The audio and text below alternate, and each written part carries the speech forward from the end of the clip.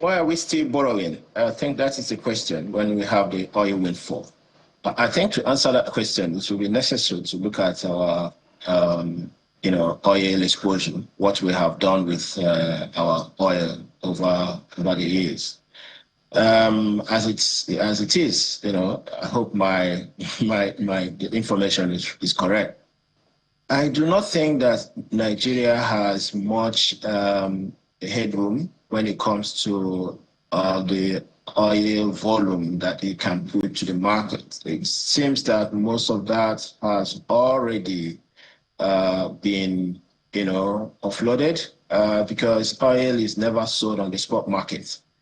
So if we are seeing oil price going above $100 today, that does not mean that the federal government is in a position to really take advantage of that.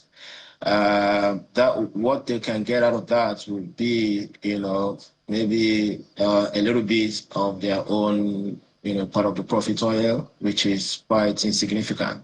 So much of the oil has already been, forwarded, sold in the forward market. So oil market does not operate on the spot basis.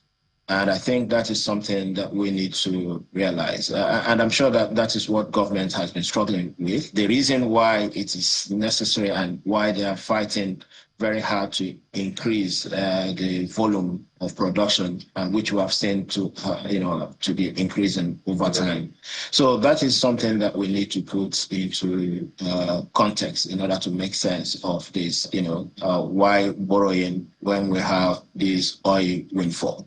So except that we have opportunity to interrogate the data again to know what really accrues to government in terms of the volume of production, based on the sharing formula, then that is when we can really state this is how much the government is able to make given this windfall. But if government is borrowing, that tells you that they do not really have access to or do not take in this leverage.